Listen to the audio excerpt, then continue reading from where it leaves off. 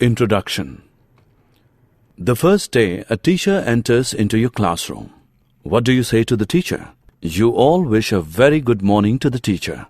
Suppose, if all the doors in your room are closed, then how can you guess whether anyone is crossing the room? Yes, you can identify it by hearing the footsteps of the person.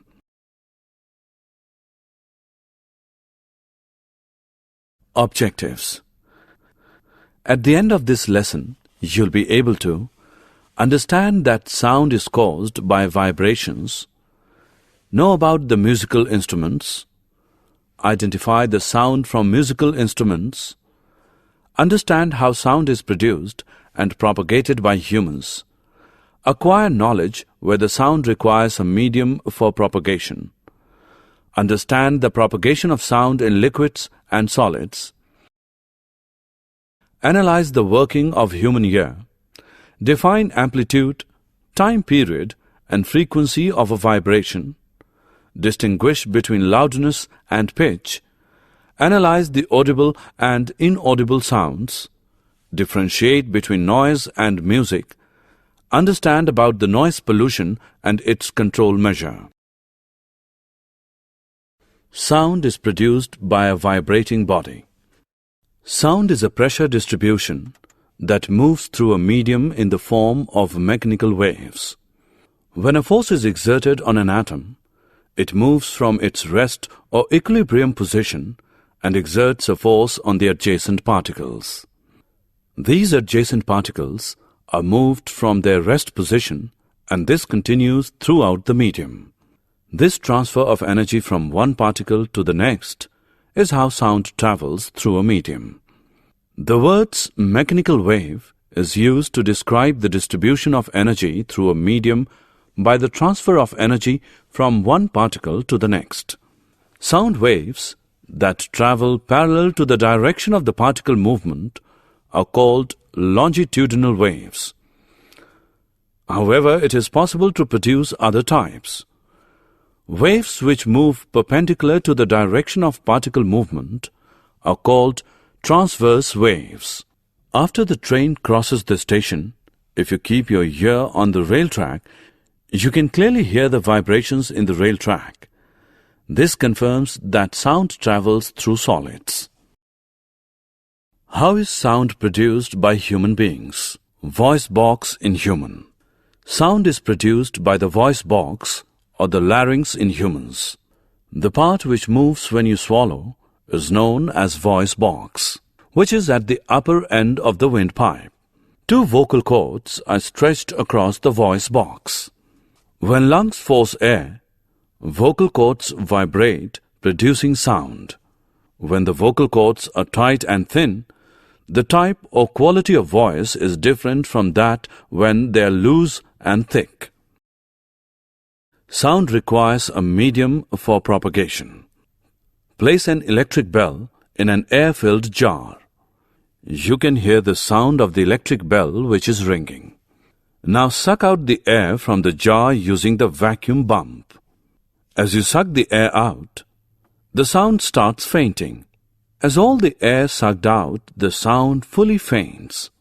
This experiment confirms that a medium is required for the propagation of sound. Sound travels through solids. Ask your friend to hit the bench using a stick at one corner. Keep your ear on the bench at the other corner. As your friend hit the bench, you can hear the sound at the other corner. This confirms that sound travels through solids. Sound travels through air, gases. What you hear is the propagation of sound through air. If there is no air, we can't hear the sound inside the room. We all hear the sound of moving flight. It is due to the propagation of sound through air, gases, which reaches our ear. Sound travels through water, liquids. Place the bell in a beaker filled with water and make it sound. You can hear the sound, which confirms that sound can travel through liquids. Communication between dolphins also confirms that sound travels through liquids as well. We hear sound through our ears. The shape of the outer part of the ear is like a funnel. Sound enters and travels down a canal at the end of which a thin membrane is stretched tightly called eardrum. Sound vibrations make the eardrum vibrate, and the eardrum sends vibrations to the inner ear, and through inner ear it goes to the brain. This is how we hear sound.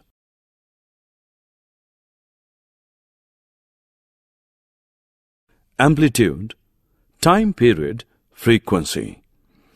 Amplitude. Amplitude of the sound is nothing but the loudness or the amount of maximum displacement of the particles while the sound is produced. When the amplitude of the vibration is large, the sound produced is loud. When the amplitude is small, the sound is feeble. Frequency of sound. The number of oscillations per second is called the frequency of the oscillation. Frequency is expressed in terms of hertz. Loudness and pitch. Loudness depends on the amplitude of vibrations. Loudness of sound is proportional to the square of the amplitude of the vibration producing the sound. If the amplitude becomes twice, the loudness increases by a factor of 4. The loudness is expressed in a unit called decibel, dB. The following table gives some idea of the loudness of sound coming from various sources.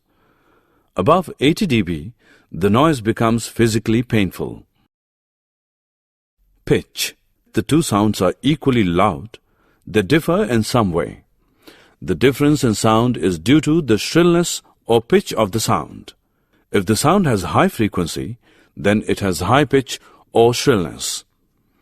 If the frequency of vibration is low, then it has low pitch, that is, vibration of drums. Audible sounds. Sounds which we can hear is about 20 Hz to 20,000 Hz. These sounds are called audible sounds. Ultrasonic sounds. These squirrels communicate with each other with a frequency greater than 20,000 Hz. These sounds are called ultrasonic. Dogs, whales have the ability to hear ultrasonic sounds. The ultrasonics are used to take the scan pictures of various vital organs. Infrasonic sounds. Sounds which have frequency less than 20 Hz are termed as infrasonics. Music and noise. Sounds which are pleasant to hear are called as music. Here we have number of instruments which produces pleasing sound. Noise. Sounds which gives discomfort to hear. Such unpleasant sounds are called as noise. For example, when a cup of glass breaks, it produces noise.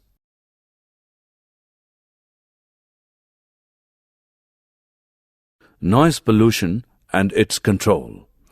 Presence of excessive or unwanted sounds in the environment is called noise pollution. The major cause for noise pollution is sounds of vehicles, explosions including bursting of crackers, machines, loudspeakers, etc. Television and transistor radio at high volumes, some kitchen appliances, desert coolers, air conditioners all contribute to noise pollution. Summary. Let us summarize what we have learned. Sound is produced by vibrating objects and it is carried in all directions in a medium. The to and fro or back and forth motion of an object is termed as vibration. In humans, the sound is produced by the voice box or the larynx. Sound needs a medium to travel. The sound cannot travel through vacuum. We hear sound through our ears. Position is called the amplitude of vibration. The to and fro motion of an object is called oscillation motion. The number of oscillations or vibrations per second is called the frequency of oscillation. The frequency of a body is expressed in hertz. Larger the amplitude of vibration, louder is the sound. Higher the frequency of vibration, the higher is the pitch or shrill is the sound. For human ears, the range of audible frequencies is roughly from 20 to 20,000 Hz. The presence of excessive or unwanted sound in the atmosphere is called noise pollution. Major causes of noise pollution are sounds of vehicles, explosions including bursting of crackers, machines, loudspeakers, etc. Plantation on the roadside and elsewhere can reduce the noise pollution.